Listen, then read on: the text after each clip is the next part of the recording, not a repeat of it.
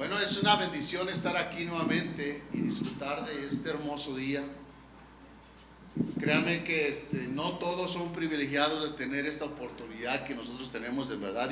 Y créanme que debemos de darle gracias a Dios por esta oportunidad que Dios nos da de venir libremente, sin restricciones, y venir y expresar cuánto amamos al Señor. Así es que, hermanos, créanme que Dios es bueno. En otros lugares es muy restringido la palabra de Dios. Incluso los medios sociales la están restringiendo. Pueden permitir que se publique cualquier otra cosa vana, pero cuando se habla de la palabra de Dios es restringida. Es increíble. Dice el profeta, dice a lo bueno le dicen malo y a lo malo le dicen bueno. Qué ironía, ¿verdad? Qué ironía. Hermanos, vamos a hacer una corta oración. Pero antes abran sus Biblias en Eclesiastés, hermanos. Eclesiastés capítulo 12, vamos a leer desde el verso 7 hasta el 14, hasta el final del capítulo. Y vamos a poner atención, hermanos. Eclesiastés significa predicador. ¿Y quién es este predicador? Es Salomón. Es uno de los hombres más sabios que ha estado desde la creación humana. Un hombre sabio porque él pidió sabiduría. ¿Y a quién le pidió sabiduría? A Dios. Él reconoció la grandeza de Dios, hermanos. Reconoció que la sabiduría viene de Dios. Así como dice el salmista, Dios nos hizo, no a nosotros mismos. Él sabía muy bien quién fue su creador, quién fue aquel para acudir y pedir sabiduría. Vamos a hacer una corta oración. Eclesiastés capítulo 12, vamos a leer desde el verso 7 hasta el final del capítulo. Pero vamos a poner atención, hermanos, y vamos a orar. Let's bow our heads, we're gonna pray. Déjenme ajustar mi micrófono un poquito. Bueno, ahí está. Vamos a orar. Padre eterno, en este momento, Padre, ha llegado el momento de callar. Padre, gracias por las alabanzas. Padre, hemos expresado cuánto te amamos y enaltecer tu nombre en alto, Padre, porque digno eres de toda honra y gloria. Padre eterno, te pedimos que nos unjas con tu Santo Espíritu. Derrama tu presencia en este lugar, Padre, y que tu palabra sea revelada por medio de tu Espíritu Santo, Padre. Hemos reconocido, Padre, que tu palabra es vida, tu palabra es poder. Así es que, Padre Santo, te rogamos que abras nuestro entendimiento y que no solo quede en la mente, sino baje al corazón tu palabra, para que siga siendo esa obra redentora en nuestras vidas. Así es que, Padre, te ruego que me uses solo como una bocina, que no sean palabras vanas, sino sea palabra de Dios que queremos escuchar. Pues todo lo imploramos y lo rogamos en Cristo Jesús, y todos decimos amén. Bien, hermanos, Eclesiastés es un libro muy admirado, hermanos. Incluso es un libro poético. Incluso los grandes escritores, los grandes poetas se admiran de este libro, o sea, se apasionan, porque si nos damos cuenta, a través de Eclesiastés vienen refranes, y se maravillan, hermanos, de la sabiduría que comparte el predicador, Salomón. Pero, hermanos, esta es palabra de Dios. Esto no es para que nos maravillemos, no. Esto es para que escuchemos el mensaje de Dios que trae al hombre. Dios sabe la condición del hombre. Nada más imaginémonos, hermanos, ¿qué sería algo absurdo que el hombre nace, crece y muere? Sería algo absurdo, ¿no? Sería algo quizás, no sé, que no tiene sentido, digámosle. Fíjense, vamos a leerlo. Vamos a empezar desde el verso 7. Fíjense lo que dice. Pero tengamos en mente quién es el predicador. Es Salomón, quiero hacer una corta introducción. Salomón es un hombre que tuvo la capacidad, hermanos, de vivirlo literalmente. Un hombre que tuvo posesiones. Un hombre que incluso en la escritura dice que no iba a haber un hombre más, digamos, rico que él. Y también sabio.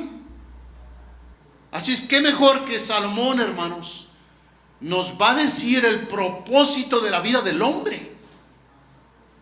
Miren, hoy en día, hermanos, hay grandes filósofos que se dediquen a investigar los grandes misterios de la vida.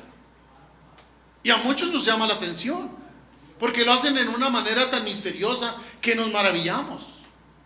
Pero vamos a ver aquí, hermanos, cómo Salomón empieza a hablar al corazón del hombre y empieza a decir, ¿sabes qué? No, eso no es mentira. ¿Qué dice la escritura de la vida del hombre? ¿Cuál es el propósito de la vida del hombre? Fíjense lo que dice, hermanos, Eclesiastés capítulo 12. Vamos a empezar desde el 7. Fíjense lo que dice: y el polvo vuelve a la tierra como era, y el espíritu vuelve a Dios que lo dio. Verso 8. Fíjense cómo empieza Salomón. Vanidad de vanidades, dijo el predicador, todo es vanidad. Y cuanto más sabio fue el predicador, tanto más enseñó sabiduría al pueblo, e hizo escuchar, e hizo escudriñar, y compuso muchos proverbios. Procuró el predicador hallar palabras agradables y escribir rectamente palabras de verdad. Verso 11. Las palabras de los sabios son como aguijones, y como clavos hincados son la de los maestros de las congregaciones, dadas por un pastor. Ahora, hijo mío, a más de esto, sea amonestado. No hay fin de hacer muchos libros, y el mucho estudio es fatiga de la carne. Verso 13. El fin de todo el discurso oído es: teme a Dios y guarda sus mandamientos, porque esto es el todo del hombre. Verso 14. Porque Dios traerá toda obra a juicio, juntamente con toda cosa encubierta, sea buena o sea mala. Wow. Incluso, hermanos, he titulado este tema, este mensaje, todo del hombre. Todo del hombre. Y nos lo está diciendo el predicador, Salomón. Así es que, hermanos, hay un propósito. Dios te creó con un propósito. Lamentablemente, muchos, dijéramos vagamente, muchos perdieron la brújula y andan buscando el propósito de la vida. Pero nos vamos a dar cuenta, hermanos, que aquí han habido unos versos que han sacado fuera de contexto, y uno de ellos es el dinero. El dinero no es malo, hermanos. El dinero no es malo. Lo malo es que tu corazón está en el dinero, que es una gran diferencia. Lo dice Santiago, ¿verdad? Es el amor al dinero. Hermanos, Dios te bendice en tu negocio, en tu trabajo. Es bendición de Dios. No es malo. Pero aquí vamos a descubrir qué es lo que nos quiere dar a entender el predicador Salomón. Fíjense lo que empieza. Si se dieron cuenta, hermanos, que en el verso 7 describe la muerte del hombre, ¿verdad? ¿Qué dice? Que el polvo tiene que regresar al polvo. Y eso somos. Eso somos, hermanos. Pero lo que es de Dios, ¿qué es de Dios? El espíritu regresa a Dios. Es de Dios. Ahora, la vida del hombre, ¿de quién depende? De Dios. ¿Mí? No. ¿Somos eternos? No. Somos mortales. Entonces el predicador nos está ubicando, hermanos, nos está llevando al camino correcto que nosotros tenemos que entender. Que nosotros no vivimos en una vida autónoma. Una vida de que, bueno, yo nací, yo vivo para mí. Está bien. Respetan tu opinión. Pero la escritura, que es el manual del ser humano, dice otra cosa totalmente diferente. Naces, mueres, fuiste del barro, tierra, y vas a regresar a la tierra, pero tu espíritu regresa al que lo dio. ¿Quién lo dio? Tu creador, Dios. Ahora fíjense cómo empieza en el verso 9. Si nos damos cuenta, hermanos, ¿se acuerdan cuando Salomón, digamos, él tiene la carga del gobierno de Israel? Un hombre muy sabio, desde luego, pero yo me refiero a sabio porque sabe a quién le va a pedir. Él le pide a Dios: Señor, ¿cómo voy a gobernar este pueblo? Dice, son miles. No se nos olvide, hermanos, que es arriba de 1 millón que sale de Egipto, más los que se multiplicaron. Estamos hablando de arriba de 2 millones. Una nación, hermanos, es muy grande, arriba de 2 millones de personas, un mínimo, digamos. Pero ¿se acuerdan, hermanos, que él pide sabiduría en lugar de bienes? Fíjense lo que dice, digamos, en Primera de Reyes, capítulo 3, del verso 6 al 14. Si gustan, vamos a leerlo, hermanos, porque es importante saber, hermanos. Este hombre sabio sabe muy bien a quién le va a pedir. Pero hay un detalle, hermanos. Dios te va a dar sabiduría y tú vas a poner el cerebro, la cabeza. ¿Para qué? Para que aproveches esa sabiduría que Dios te da. ¿Se acuerdan cómo dice el proverbista? Dice, no te fíes en tu propia prudencia. Fíjate de quién, de Jehová. Fíjense, Primera de Reyes, hermano, rapidito, Primera de Reyes, capítulo 3, del verso 6 al 14. Escuchen, es importante leerlo porque es palabra de Dios. Dice, capítulo 3, del verso 6 al 14. Dice, y Salomón dijo, tú hiciste gran misericordia a tu siervo David mi padre, porque él anduvo delante de ti en verdad, en justicia y con rectitud de corazón para contigo. Y tú le has reservado esta tu gran misericordia, en que le diste hijo que se sentase en su trono, como sucede en este día. Ahora pues, Jehová Dios mío, tú me has puesto a mí tu siervo por rey en lugar de David mi padre, y yo soy joven y no sé cómo entrar ni salir. Y tu siervo está en medio de tu pueblo, el cual tú escogiste, un pueblo grande que no puede contar ni numerar, que no se puede contar ni numerar por su multitud. Da pues a tu siervo corazón entendido para juzgar a tu pueblo y para discernir entre lo bueno y lo malo. Porque ¿quién podrá gobernar a este pueblo tan grande? Y agradó delante del Señor que Salomón pidiese esto. Y le dijo Dios, porque has demandado esto y no pediste para ti muchos días, ni pediste para ti riquezas, ni pediste la vida de tus enemigos, sino que demandaste para ti inteligencia para oír juicio. He aquí lo he hecho conforme a tus palabras. He aquí que te he dado corazón sabio y entendido tanto, que no ha habido antes de ti como otro como tú, ni después de ti se levantará otro como tú. Y aún también te he dado las cosas que no pedisteis, riquezas y gloria, de tal manera que entre los reyes ninguno haya como tú en todos tus días. Y si anduvieres en mis caminos, guardando mis estatutos y mis mandamientos, como anduvo David tu padre, yo alargaré tus días. Fíjese, hermano, qué hombre tan sabio. Si nos damos cuenta, hermanos, Salomón tiene un corazón contrito y humillado y sabe muy bien a quién pedirle sabiduría.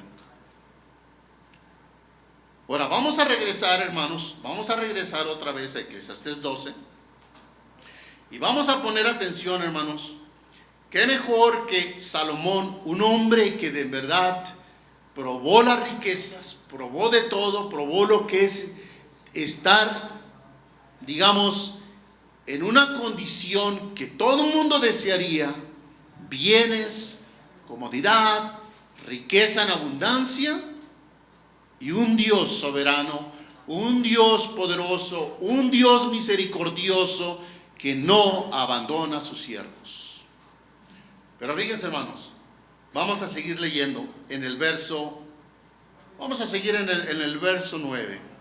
Dice: y cuanto más sabio fue el predicador, tanto más enseñó sabiduría al pueblo, hizo escuchar e hizo escudriñar, y compuso muchos proverbios. Hermanos, aquí vemos a un predicador, un buen estudiante, escucha, entre más aprendía, más tenía el deseo de enseñar. Así es que después de que fue un buen estudiante, ahora es un buen maestro eficaz, que está motivando al pueblo a pedir sabiduría al Creador y que dependamos del Creador. Fíjense, hermanos, cómo aquí nos damos cuenta que la relación entre Salomón y Dios era una relación firme, una relación estable. Porque si nos damos cuenta, hermanos, fíjense cómo dice al final del 8: vanidad de vanidades. ¿Qué propósito tiene tener tantas ganancias y estar sin Dios? Es una vida vana. Miren, hermanos, bueno, voy a contarles rapidito. Y lo pueden ver, está un documental excelente. El rico más tacaño del mundo. ¿Se han ido a las tiendas de IKEA? Es un sueco el dueño. Bueno, el fundador, hermanos, en los años 40, el fundador era un hombre muy inteligente, desde luego. Empezó a hacer utensilios de casa, decoraciones de casa, muy fáciles de armar y todo eso. El hombre empezó a progresar, llegó a ser un millonario, pero había un detalle muy extraño en él. ¿Saben cuál era? Que no gastaba nada. Dicen los investigadores que la suela de los zapatos la llegó a cambiar hasta 3 veces. Un millonario, ¿eh? Iba a la segunda a comprar ropa usada. Iba a comer a los lugares más, digamos, cómodos, digamos, no tan caros quizás. Y sacan fotografías de él comiendo un hot dog, comiendo una hamburguesa. Y sacan su ropa de él, una ropa. Dicen que él no andaba en su carro privado, no. Él andaba en taxi, él andaba y lo sacan en donde está el tren. Él se sube al tren, se ve comprando su ticket para subirse al tren. ¿Y quién iba a saber que él era el hombre más millonario? Para entonces ya tenía bastantes tiendas.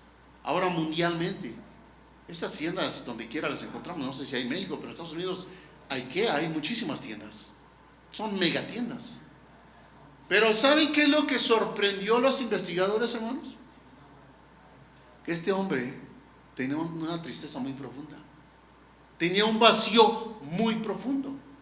Porque a pesar de que ella era millonario, mostraba esa tristeza. Era muy apartado. Entonces, hermanos, por eso, si nos damos cuenta, Salomón llega a la conclusión y dice: vanidad de vanidades. ¿De qué me sirve tener todo si no tengo a Dios? Pero cuando tengo a Dios, ¿qué pasa?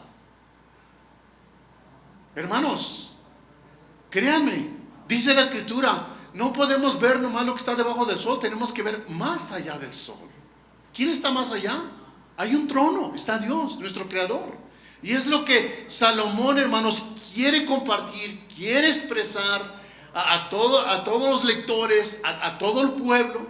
Les está predicando la palabra de Dios. No es para admirar como aquellos grandes filósofos. Incluso, hermanos, Eclesiastés tiene pasajes que son difíciles de explicar, porque están refranes. Pero, hermanos, es palabra de Dios y tiene que ser predicada. No podemos excluirla y predicar solamente de algo que quizás nos va a hacer sentir bien. No, hermanos, es palabra de Dios. Aquí vemos que el objetivo de Salomón es predicar. ¿Cuál es el propósito de tu vida? ¿Por qué estás aquí? Pero ahora seguimos leyendo, hermanos, al verso 10 dice: procuró el predicador hallar palabras agradables y escribir rectamente palabras de verdad. En el lenguaje original, cuando dice rectamente, es que dice, va a decir palabras francas, es decir, sin pelos en la lengua. El predicador va a predicar su palabra en una manera sabia para que el lector y sus oyentes puedan entender el propósito que tiene Dios para la vida de aquellos que le buscan. Seguimos adelante, hermanos, vamos rapidito, perdón. El verso 11 dice: pero dice, las palabras de los sabios son como aguijones y como clavos hincados son la de los maestros de las congregaciones dadas por un pastor. Bien, hermanos, en aquel tiempo los aguijones eran una vara más o menos de este tamaño con punta de metal. Entonces, ¿saben qué hacían los pastores? Muchas veces cuando el ganado se esparcía para mantenerlo unido y no se esparcieran, salieran fuera de la manada, los pastores usaban para picar el ganado, pero no le hacía daño, era doloroso, pero no dañaba a los animales. Entonces, ese es un aguijón al que se refiere. Ahora, cuando dice que como clavos hincados, se refiere a las estacas con las que detenían las sombras los pastores, ¿verdad? Pero fíjense, quiero leerlo literalmente, me gustó. Fíjense lo que dice este teólogo, y créanme, hermanos, que es una verdad. Dice: aguijones, al considerar el valor de las almas, presta buena atención a lo que dijo y escribió el predicador. Dice: palabras de verdad que siempre serán palabras aceptables, deliciosas, agradables al corazón. Dice: las verdades de Dios son como aguijones para quienes son necios y apartados, y clavos para los que andan descarriados y desviados de Dios. Y sí, hermanos, la palabra. ¿Les ha pasado que cuando ustedes van a una iglesia limitados y escuchan el sermón y dices: ¿quién le dijo a él de mi vida? ¿Cómo es que él está hablando de mí? Esa es la palabra. ¿Por qué, hermanos? Porque la palabra de Dios incomoda a aquel que está en pecado. Lo empieza a incomodar, se irrita, se molesta. Esa es la palabra de Dios. Son como aguijones, así como dice la Escritura, esa vara con la que usaban para guiar a los animales. Es en una manera que empieza a explicar el predicador. Porque, ¿qué pasó con Israel? Había rebelión, hermanos. Renegaban en contra de Dios. ¿Y será que pasa hoy en día todavía eso? Desde luego que sí, hermanos. Seguimos en rebelión, seguimos renegando. Señor, quiero ganarme la lotería y no me la gano, reniego. Pero Dios te da vida, Dios te bendice con vida, con salud. ¿Para qué quiero tener muchos bienes si voy a estar enfermo? No, hermanos. Fíjense, hermanos, cómo el predicador nos va llevando al punto decisivo, y vamos a darnos cuenta al final cuál es el todo de la vida, cuál es el propósito de la vida del ser humano, hermanos. Seguimos con el verso 12, dice, antes de que se me pase, hermanos, en sus Biblias, al final del verso 11 tiene la palabra pastor, en la Reina Valera. A ver, revisen muy bien. Y vamos a ver la palabra pastor con letra mayúscula. ¿Cuántos lo tienen? Amén, desde luego que sí. Ok, vamos a poner atención por qué lo pusieron ahí con P mayúscula. ¿Saben por qué? Porque cuando dice pastor, dice: yo soy el buen pastor que da su vida por las ovejas. ¿Y quién es? Jesucristo, hermanos. Esta palabra es de Jesucristo. Él es el buen pastor. Jehová es mi pastor, nada me faltará. Salmos 23. El predicador está haciendo referencia al salmista, el Salmo 23. Jehová es mi pastor y nada me faltará. Hermanos, es una relación entre la oveja y el pastor. La oveja depende del pastor, hermanos. ¿Cuántos somos de provincia? Mi abuela tenía muchos, le encantaban las ovejas. Pero era impresionante, aunque mi abuela se enojaba y les pegaba de sus cachetadas porque eran tercos los borregos, las borregas. Pero algo maravilloso, miren, algo impresionante, que conocían tan bien a mi abuela, que mi abuela no tenía ni que llamarlos. Las ovejas las seguían al corral. Dije, wow, yo tenía, no sé, estaba así como la edad de Andoni más o menos. Y a mí me encantaba ver eso. Dije, wow, eso es increíble. Para un niño era increíble. No tenía que andarles haciendo así, como a las cabras o al ganado. No, las ovejas siguen al pastor. ¿Cómo dice Jesucristo? Mis ovejas oyen mi voz y me siguen. Hermanos, es Salmo 23. Aquí se refiere al pastor, a nuestro Señor Jesucristo. Aquí lo estamos viendo claramente. Seguimos leyendo, hermanos, rapidito. Dice en el verso 12, dice, ahora. Aquí vamos a hablar, hermanos, cuando un padre le habla a su hijo. Fíjense qué amoroso. Y créanme, eso es nuestro Señor Jesucristo, que es cariñoso, misericordioso, amoroso. Fíjense lo que dice en el verso 12, por favor. Vamos a poner atención. Dice, ahora, hijo mío, a más de esto, sea amonestado. No hay fin de hacer muchos libros, y el mucho estudio es fatiga de la carne. Y créanme que los jóvenes se aprovechan en este verso. Ya ves, papá, no tengo que hacer mis tareas. Aquí dice que es fatiga para el alma, el mucho estudio. No. El predicador no se refiere a eso, hermanos. No se refiere a eso. Al contrario, hermanos, hay muchos buenos libros cristianos. Hay muchos buenos libros de historia hechos por inconversos. Muy buenos libros. Hay enciclopedias. Vas a la biblioteca y buscas un buen libro de historia. A mí me encantan los documentales. A mí me gusta la historia. Increíble, ¿no? O sea, me gusta mucho eso. Pero, hermanos, lo que dice aquí el salmista, dice, ten cuidado. Vamos a hablarlo así como parafraseando. Ten cuidado. ¿Saben por qué, hermanos? Porque no hay nada que exceda este libro. Este libro, hermanos. La escritura, la palabra de Dios, nada, hermanos. Todo lo que sobrepase este libro es vil mentira. Muchos filósofos, muchos investigadores andan investigando los misterios de la vida, los misterios de la escritura. ¿Sí han visto libros? Han hecho documentales, han hecho películas. Es mentira. Todo lo que te aparte de este libro, ten cuidado. Es lo que le dice, hijo mío, ten cuidado, porque te vas a fatigar buscando en otro lado. Aquí está la verdad. ¿Quieres saber el propósito de la vida? Aquí está, en este libro. Este es el manual. Hermanos, créanme, miren, cuando vamos a comprar un aparato eléctrico, qué sé yo, lo que sea, y si no lo sabemos usar, tenemos que usar el manual, ¿verdad?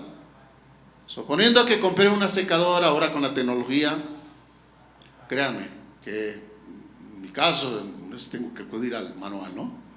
Pero suponiéndamente que pues tienes el manual y todo, y se te ocurre agarrar el manual de la televisión, es absurdo, no tiene sentido. ¿Qué tiene que ver un televisor con una lavadora? Nada. Es lo mismo, hermanos. La vida es absurda, no tiene sentido sin Dios. Necesitamos a Dios para que nuestra vida podamos en verdad saborear, deleitar la vida que Dios nos da.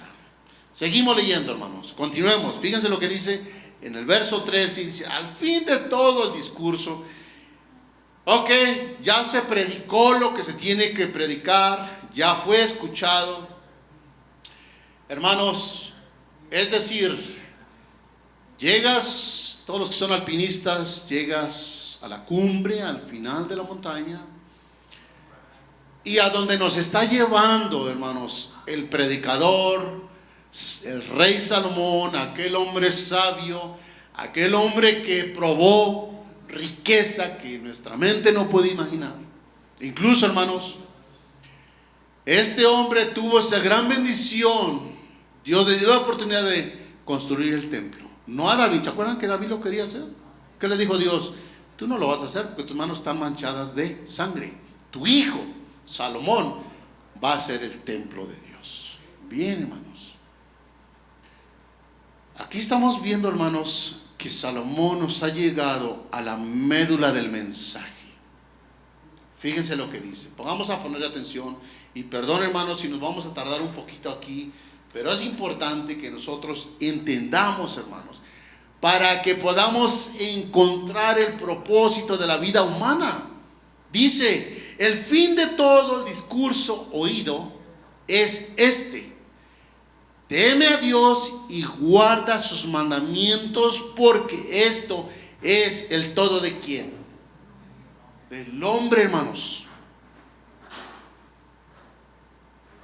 Pues alguien pudiera decir temerle, es decir, ¿vamos a tener miedo a Dios? No, hermanos.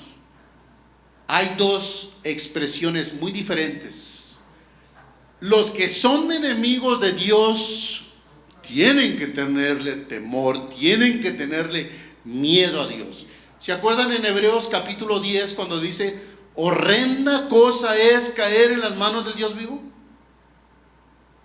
En el lenguaje original, hermanos, es algo tan horrible caer en las manos de Dios que nuestra mente humana no alcanza a comprender. No vamos muy lejos. La manifestación del poder de Dios en Egipto. ¿Qué pasó con Egipto? Las 10 plagas. ¿Qué pasó con Sodoma y Gomorra? ¿Qué pasó en la Torre de Babel? Hermanos, pero como tú y yo somos hijos de Dios, es un temor diferente. ¿Han visto la reacción, digamos, de un chiquito, de una niña, de un niño cuando papá llega a la casa? ¿Cómo reacciona?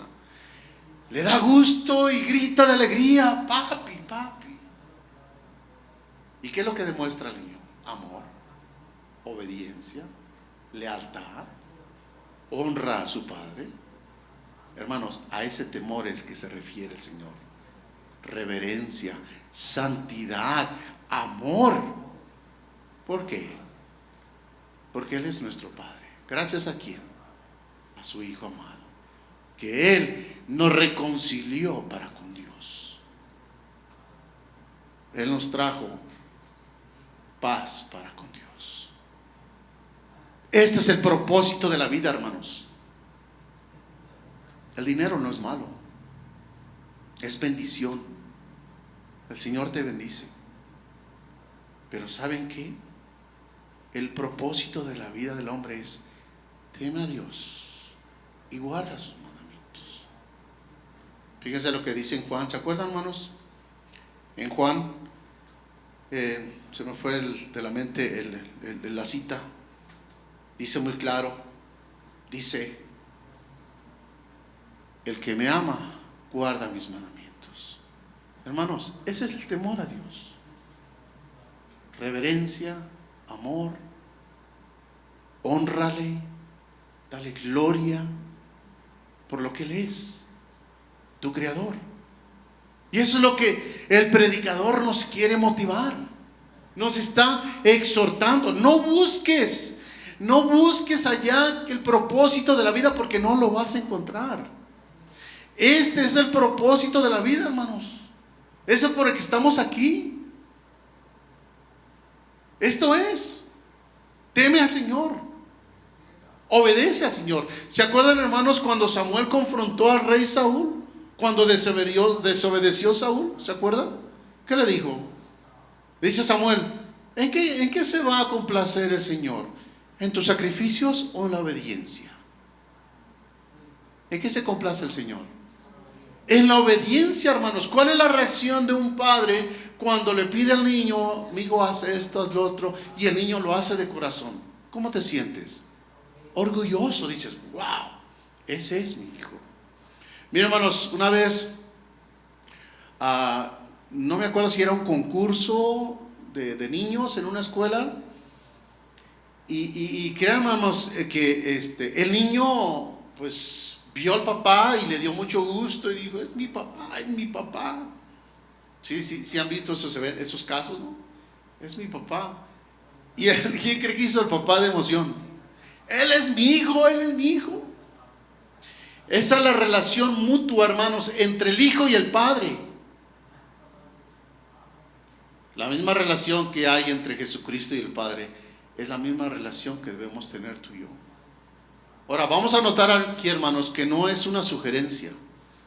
El predicador no te da una sugerencia, bueno, si tienes tiempo, a ver si puedes. No. Teme a Dios y guarda sus mandamientos, porque es el fin de todo del hombre. No es una sugerencia, hermanos. Dios está demandando y es un mandamiento, hermanos. Si vamos viendo el mensaje, lo que nos quiere traer Eclesiastés, el predicador, cómo nos está guiando a que de verdad entendamos el propósito de la vida del hombre. Fíjense lo que dice, nada más así rapidito, en 2 de Corintios 20:29. Ese es el temor que los enemigos de Dios le deben temer a Dios, deben de tener a Dios. 2 de Crónicas capítulo 20 verso 29. Al saber que el Señor había luchado contra los enemigos de Israel, todas las naciones se llenaron ¿de qué? De miedo a Dios. ¿Saben por qué, hermanos? Porque los enemigos de Dios, los enemigos de Israel, vieron la grandeza y el poder de Dios. ¿Qué pasó en Sodoma y Gomorra? Nomás cayó fuego y los desintegró. Créame, el enemigo de Dios tiene que temerle, tiene que tenerle miedo a Dios. Pero tú y yo, que somos hijos de Dios, el temor, dice, el ángel de Jehová acampa alrededor de los que, de los que le temen. ¿A quién? A Dios. Tú le das honra, le das reverencia, le das honra y gloria al Creador y le dices, gracias, Señor, porque tu ángel acampa alrededor de mí. Ahora temo a Dios en reverencia, en santidad. Cada uno de nosotros, hermanos, tenemos ese sentir, hermanos. ¿Por qué? Porque Jesucristo dijo muy claro, dice, yo he venido para dar vida en abundancia. ¿Quieres tener vida en abundancia? ¿Cuál es el propósito de la vida del hombre? ¿Nada más es comer, dormir, ganar dinero, tener una buena vida? No. Temer a Dios, porque temerle a Dios, dice, témele y guarda sus mandamientos, porque es el todo del hombre. Aquí lo dice. El predicador está siendo específico y claro. Témele a Dios. Miren lo que ocurre hoy en día. Miren las injusticias de la vida, lo que está pasando a través, desde los niños, los jóvenes, los adultos. Esa es la crueldad de la vida. Lo que pasó en Texas conmovió a todo el país, y no todo el país, sino a todo el mundo. Hermanos, esa es la evidencia, eso es evidente. Lo que no es tener a Dios es una vida sin propósito. Por eso el predicador nos está llevando a que tengamos ese pleno conocimiento. Témele a Dios, guarda sus mandamientos, reverencia, amor, obediencia, darle honra y gloria, porque digno es. Dice la Escritura que el Cordero de Dios es digno de honra y gloria. ¿Quién es el Cordero de Dios? Jesucristo. Él es digno de toda honra y gloria. ¿El hombre? No. ¿Por qué? Porque el hombre es la criatura, es lo creado. Dice el salmista, Salmos capítulo 100, dice, porque Él nos hizo, no a nosotros mismos. ¿Quién es digno de honra? El Creador. Seguimos leyendo, hermanos. Fíjense cómo termina en Eclesiastés capítulo 12 y en el verso 14 dice, porque Dios traerá toda obra a juicio juntamente con toda cosa cubierta, sea buena o sea mala. Fíjense cómo termina, hermanos, el mensaje, hermanos. Usualmente en una novela de filosofía termina la historia, fueron felices para siempre y fue un final feliz. No. Aquí el predicador, hermanos, está terminando con un juicio.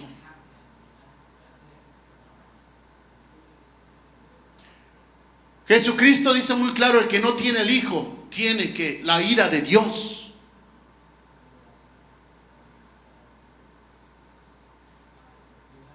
Dice en Apocalipsis, hermanos, Jesucristo: he aquí, vengo en breve. ¿Qué significa eso? Ha pasado arriba más de 2000 años, hermanos. ¿Será que ya se le olvidó? No. Dice: he aquí, vengo en breve. Vengo ya. ¿Va a venir mañana? No sabemos. Dice la Escritura que ni el Hijo sabe la venida de Jesucristo, pero Dios tiene un momento, un día en el que va a venir. ¿Y cómo vamos a estar?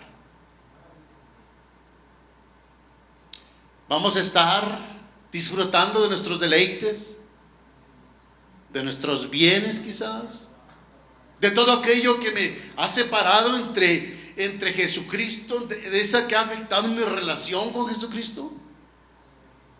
Aquí dice que va a venir un juicio y que todos van a ser llevados ante el trono de Jesucristo, seas bueno, sea malo. Pero viene la buena noticia, porque tú, como hijo de Jesucristo, no tienes que temer, porque vas a estar ante el tribunal. Pero ¿sabes qué? Vamos a tener esa plena seguridad que no vamos a ser sentenciados.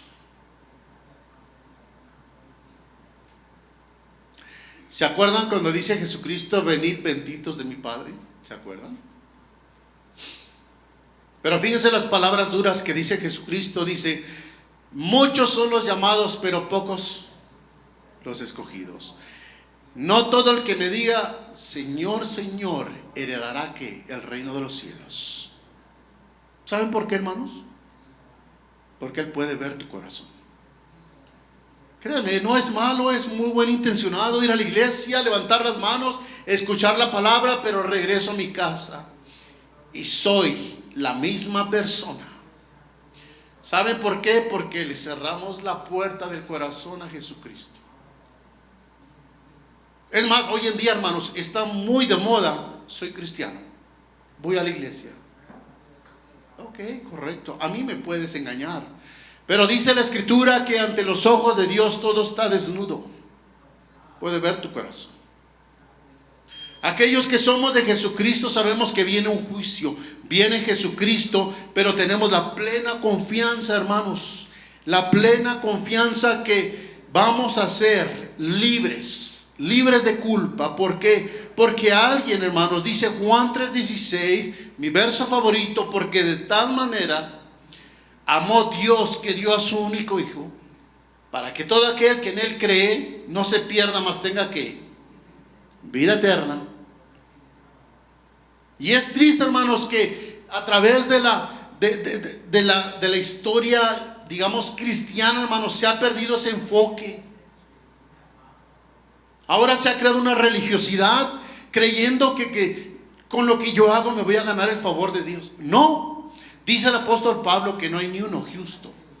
Todos, hermanos, todos estamos expuestos al pecado. Somos pecadores. Necesitamos a alguien que nos rescatara, hermanos. Jesucristo es nuestro destino. Solamente Jesucristo. Fíjense lo que dice Juan capítulo 10, verso 10, hermanos. Vamos a poner atención. Juan capítulo 10, verso 10. Lo quiero leer, hermanos. Si gustan abrirlo en sus Biblias. Juan capítulo 10, verso 10. Fíjense lo que dice el apóstol Juan. Es un varón que estuvo con Jesucristo por 3 años y medio. Conoció a Jesucristo, fue inspirado por Dios. Y fíjense lo que dice en Juan capítulo 10, verso 10. Dice: el ladrón no viene sino para hurtar y matar y destruir. ¿Quién es ese ladrón? Es Satanás. Dice Jesucristo: yo he venido para que tengan vida y para que la tengan ¿qué? En abundancia. Este es el propósito de la vida, hermanos. No aquellos filósofos que se dedican a investigar los misterios de la vida. ¿Cuál es el propósito de la vida, hermanos? Este es el propósito de la vida. Que conozcamos a Jesucristo, al verdadero Jesucristo de la Escritura, no el que se han inventado por allá. Levanta la mano, acepta a Jesucristo, pero tu vida sigue igual. No, hermanos. Jesucristo vino a restaurar. Tuvo que bajarse de su trono y venir aquí personalmente para interactuar con sus criaturas, venir en este mundo tan turbio de pecado. ¿Sí se acuerdan del último mensaje? Que nuestros antepasados decían: estamos en tiempos malos. Y es verdad, es una verdad. Y los tiempos van a continuar. Pero hermanos, lo que nos está llevando al predicador es que hermanos, es el propósito de la vida humana. Quiero terminar, hermanos. Solo hay dos, es decir, dos direcciones. ¿Cuál vamos a tomar? Vanidad de vanidades. Todo es un absurdo. Así es la vida bajo el sol, alejada de Dios, sin Dios y sin esperanza. Por eso dice el salmista, el predicador: vanidad de vanidades. Yo que lo he tenido todo, es absurdo. Vanidad de vanidades. Fíjense lo que yo pienso que sería la culminación del mensaje: vida eterna y estar con Jesús. Ese es el propósito de la vida, hermanos. ¿Anhelas tener la vida eterna? ¿Anhelas estar con Jesucristo? Hermanos, nosotros que hemos aceptado a Jesucristo, y los que están por aceptar a Jesucristo, hermanos, no es en vano. Quiero terminar. Fíjense lo que dice Salmos 37, por favor. Vamos a abrir los Salmos 37, del verso 4 al 5. Perdón, Javi, no los puse en las notas de mis copias. Vamos a leerlo, hermanos. Este es mi salmo favorito, de verdad. Fíjense qué hermoso el salmista. También nos exhorta a disfrutar, a saborear lo que es tener una relación con el Señor. Salmos 37, del verso 4 al 5. Vamos a leer desde el 3. Dice Salmos 37, del verso 3 al 5, dice: confía en Jehová y haz el bien, y habitarás en la tierra, y te apacentarás de la verdad de la Escritura, de su palabra. Deleítate a sí mismo en Jehová. Deleítate, gózate, saborea esa relación con Jehová, y Él te concederá que las peticiones de tu corazón. Encomienda a Jehová tu camino y confía en Él, y Él hará. ¡Wow! Es difícil deleitarse, hermanos. ¿Cuántos se han ido a un buen restaurante y se deleitan de un buen platillo? Yo sí lo he hecho, hermanos. Un buen steak. A mí me encantan los steaks. Ya me lo prohibieron, pero créanme que saborea un buen steak. Hermanos, deleitémonos. Deleitémonos de la presencia de Dios. Miren, muchos somos muy tímidos, quizás no somos muy expresivos. No te preocupes. Esto es muy sencillo. Entra en tu recámara, habla con Dios, deleítate. Llega el momento en que nosotros estamos solos, desde luego, en el trabajo, en nuestro carro, vamos a un viaje. Deleítate. Aquí están, hermanos, los salmos. Créanme que son unas palabras agradables al alma. Esto fortalece tu relación con tu Creador. Como criaturas, para eso fuimos hechos, para que disfrutemos de las riquezas que nos da nuestro Dios por medio de su Hijo amado, nuestro Señor Jesucristo. Ese es el todo, hermanos. Ese es el todo del hombre. ¿Será que nos pide mucho? Prepara tu corazón, dalo al Señor, deleítate en el Señor, que Él te concederá las peticiones de tu corazón. Confía en Él y Él hará. Fíjense, hermanos, qué hermoso cómo el predicador nos llevó desde un punto hasta la cima. Fíjense, hermanos, bendito sea nuestro Dios. Esto es el todo del hombre.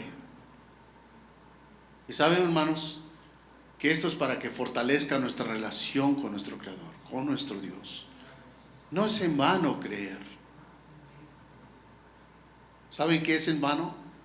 En vano es dejarse llevar por la corriente de aquellos que andan investigando qué es el propósito de la vida. Y créanme que hasta los convencen, ¿eh? Dices, wow, de verdad ese es el propósito de la vida. No, cuidado, ten cuidado. ¿Por qué? Porque miren, aquí está, hermanos, en la Escritura, aquí está lo que necesitamos saber, cuál es el propósito de la vida. Y pudiéramos hacer una pregunta, ¿de verdad hemos entendido el propósito de la vida que tiene Dios para nosotros? Me imagino que sí, hermanos. ¿Por qué? Porque todos los que somos de Jesucristo le amamos, le damos reverencia, le damos honra y gloria, lo bendecimos y lo santificamos. El Señor demanda santidad. ¿Qué significa santidad? Es que ya fuimos apartados para el Señor. Eso es lo que significa santidad. Hermanos, que Dios bendiga su palabra.